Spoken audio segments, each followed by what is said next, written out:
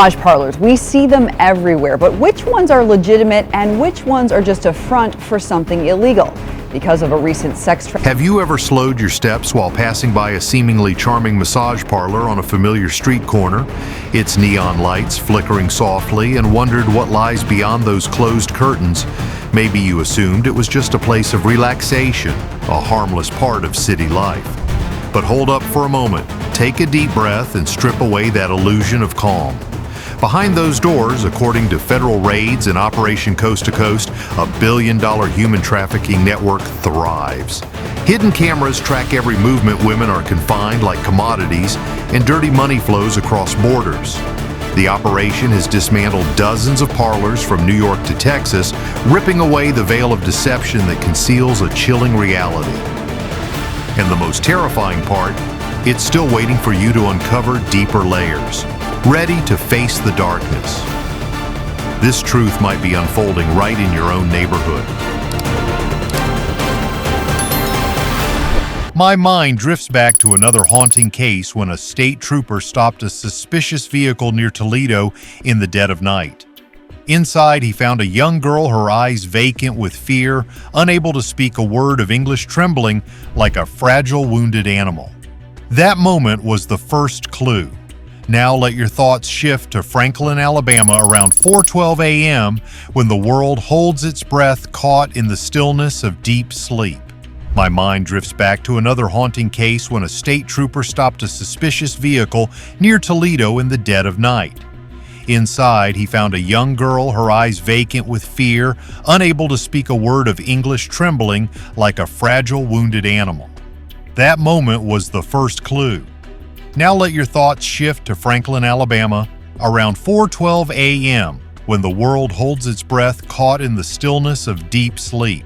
But if you're bold enough to step inside, crossing the boundary that separates two worlds, they say your senses will be assaulted by a revolting, unmistakable stench. It's the lingering smell of stale cigarette smoke clinging to the cracked plaster walls, the musty odor of cheap mattresses that haven't felt the warmth of the sun, all combined with a chill that runs down your spine like the bone-deep fear lurking in the shadows of the parking lot outside. It seems that not everyone can stomach the air, let alone dare to venture further into the dark, narrow hallways that lie beyond. It feels as though we are witnessing the unraveling of every link in a ghostly global network, an empire of billion-dollar crime built on blood and unimaginable suffering, stretching from the glimmering skyscrapers of Hong Kong to the peaceful tree-lined streets of the American heartland. On certain underground news channels, it's rumored that this operation is exposing the horrifying dark side of illegal massage rings, places that have transformed your once familiar safe neighborhood into a vast cash flow for shadowy figures across the globe. The chilling thought that local residents' hard-earned money is fueling a transnational criminal syndicate sends a cold shiver down the spine. Many argue that this fight goes beyond law enforcement. It's about defending the very heart and soul of our communities. According to local press reports, police in Aurora first focused on these massage parlors under suspicions of prostitution and zoning violations. But as they peel back the surface, they often uncover something far more sinister, massive, hidden human trafficking rings lurking beneath. But the scene inside, according to accounts from several anonymous witnesses at the scene, left even the most experienced agents, those accustomed to dealing with drug crimes and murders, speechless.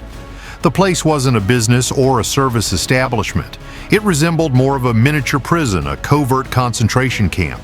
Behind those soundproof walls, any trace of human dignity had been stripped away. And then one seemingly small but devastating detail shifted the case from an ordinary criminal matter to a national security threat. The individuals behind this operation don't appear to be run-of-the-mill impulsive street criminals. They are methodical, tech-savvy, and extremely organized. When the task force sealed off the area and began scanning for signals, their detectors erupted with a flurry of beeps signaling an intense wave of electronic activity. It soon became clear that each of these hidden massage parlors was outfitted with high-tech surveillance gear expertly concealed from plain sight. It's reported that high-definition cameras no bigger than a pinhead were cleverly hidden in smoke detectors, on the ceiling electrical outlets, and even in decorative items. The footage from these cameras wasn't stored on site. Instead, it was transmitted directly via high-speed internet to servers in China, allowing monitors across the world to track every step and movement of both staff and customers in real time. They arrived full of hope, believing in the promise of the American dream, only to have the cage door slam shut coldly as soon as they set foot on foreign soil. The kidnappers, now exposed as merciless jailers, swiftly informed them that they owed a staggering debt of $50,000 to $70,000 for the cost of their journey.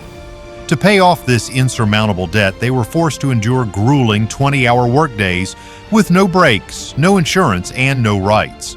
They ate and slept on site on the very same massage tables used to serve customers living in squalid, inhumane conditions. When agents conducted a search and uncovered meticulously kept ledgers, the full scope of the operation came into sharp focus. The women trapped in this ring were shuffled from state to state every few months, like inventory in a warehouse moving from the scorching heat of Texas to the hustle of New York, from the rural expanse of Missouri to the fields of Oklahoma. This constant, calculated relocation kept them in a perpetual state of isolation and confusion, preventing them from ever becoming familiar with their environment, learning English, or most crucially, daring to speak out for help to neighbors or customers. They blended seamlessly into everyday life, transforming ordinary shopping centers and bustling suburban plazas into nationwide transit hubs for women, all without anyone suspecting a thing. Someone once shared the chilling story of a young girl who managed to escape warning that it's terrifyingly easy for an ordinary person to fall prey to human trafficking. Meanwhile, billions of dollars in illicit money quietly flow into the hands of bosses lounging comfortably overseas, hidden from the public eye. The sound of handcuffs snapping shut during this operation was enough to make headlines, but the true horror, as revealed by cyber detectives and analysts, wasn't in the high-profile arrests, it was in the cold, dry accounting books. Vast sums of money were funneled through shell companies, posing as health spas, travel agencies, or real estate firms. When federal experts cracked the sophisticated encryption devices seized at the scene, they uncovered thousands of messages and emails directly connecting the henchmen operating in the U.S. to the powerful puppet masters pulling the strings from across the ocean.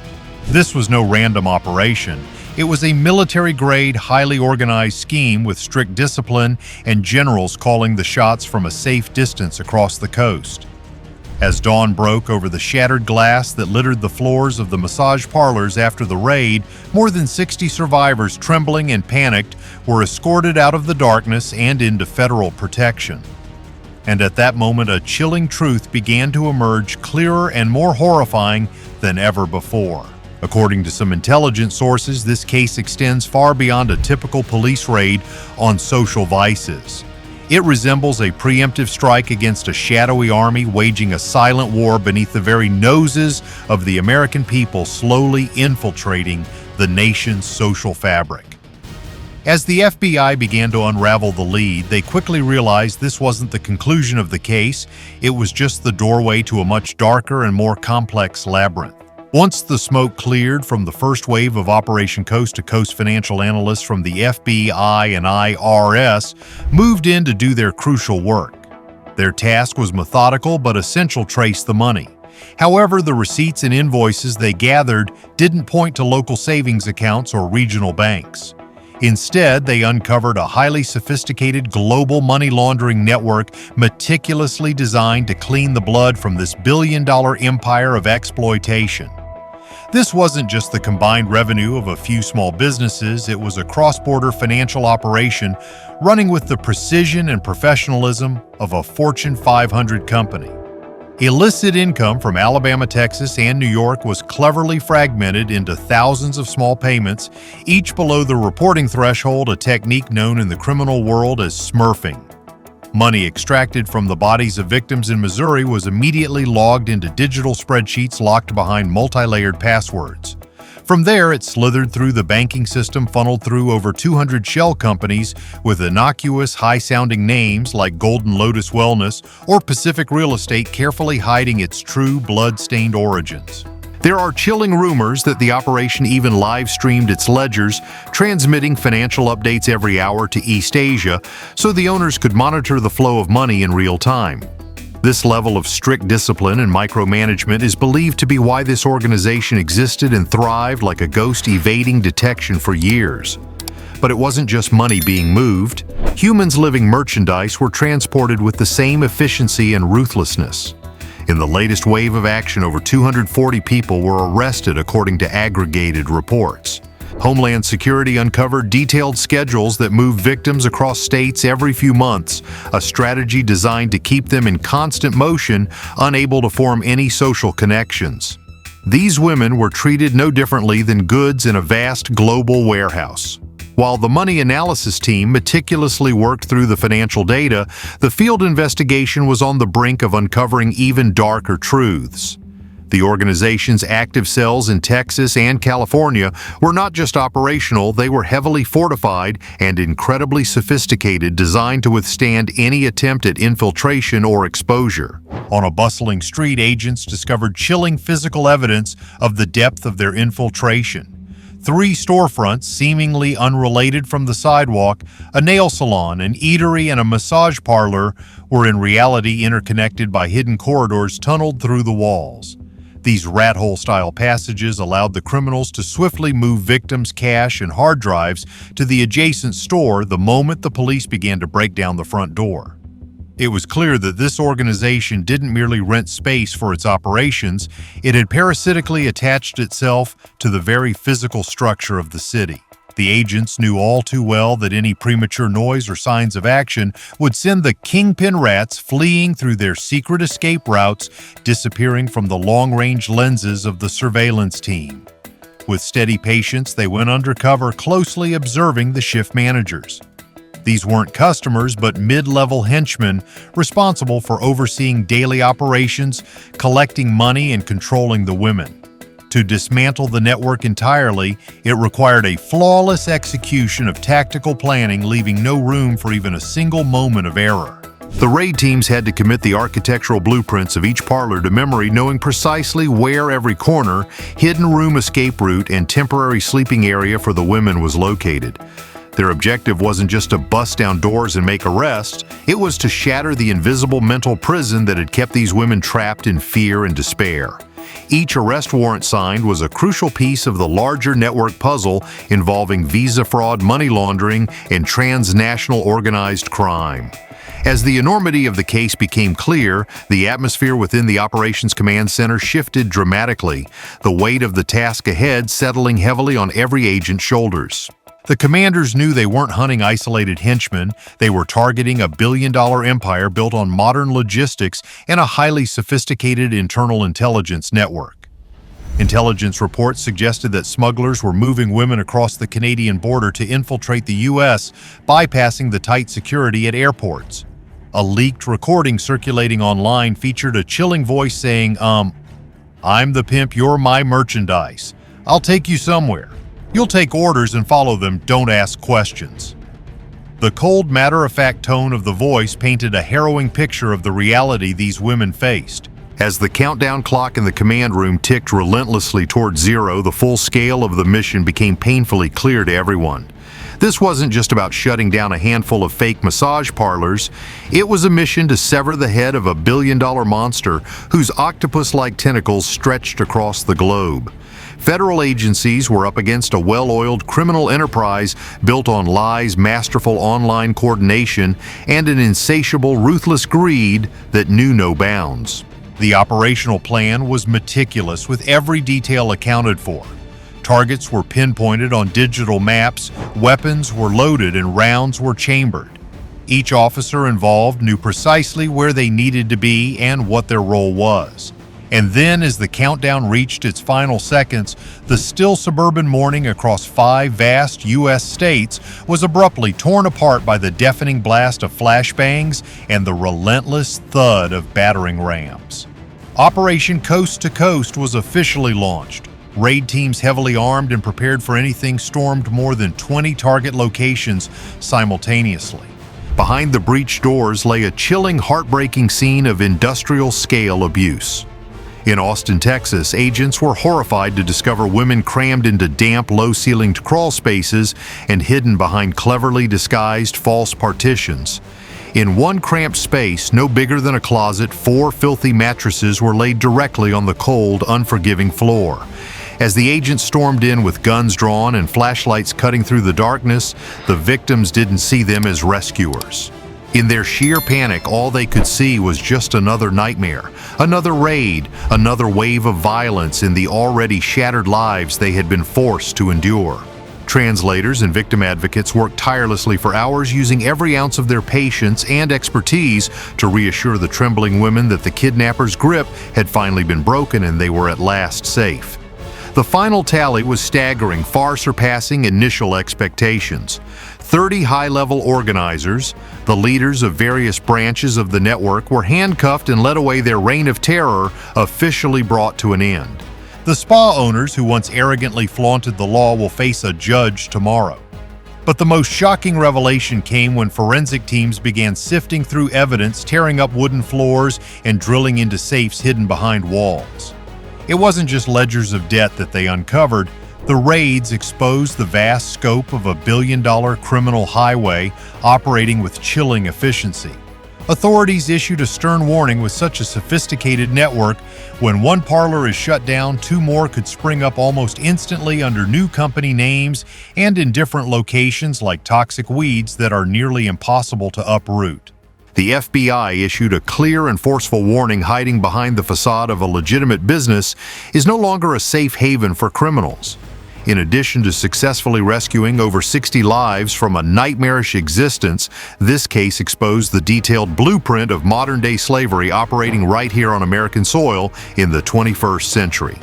The recovery of the victims is just the first step in a long, difficult journey. These victims will be considered for T-visas, a special visa that allows human trafficking survivors to remain in the U.S., legally aiding in investigations and beginning the process of reintegration into society. In stark contrast, the criminals will soon begin their descent into their own personal hell. Federal prosecutors are preparing to charge them under the RICO Act, a powerful legal tool once used to dismantle Italian mafia families and notorious drug cartels. The message to the public is urgent, and crystal clear freedom and safety require constant vigilance from every citizen. These illegal massage parlors don't operate in hidden forests or remote caves. They thrive in the heart of busy shopping centers, right next to the supermarkets where you shop for groceries and the playgrounds where your children play. This criminal empire feeds on the indifference of the public, on the turning of a blind eye, allowing the flow of dirty money to continue unchecked. One of the greatest and most profound lessons that Operation Coast to Coast teaches us is this: never underestimate the seemingly ordinary small things in your own neighborhood. A humble massage parlor with a faded sign, a flashy name like Wellness Center adorned with flickering green and red lights, could be hiding a nightmarishly sophisticated human trafficking operation within. Behind those walls, there could be remote surveillance cameras and dozens of victims treated far worse than animals living in a hidden nightmare. The core lesson here is proactive vigilance. Be aware of the signs: strange lights glowing late at night, a constant stream of male customers at odd hours, or women who appear tired, disheveled, fearful, and never speak to anyone. Just one suspicious glance from you, one anonymous call to local authorities, and you could play a crucial role in breaking a vital link in this criminal network. Don't wait until that darkness reaches your loved ones or family to take action.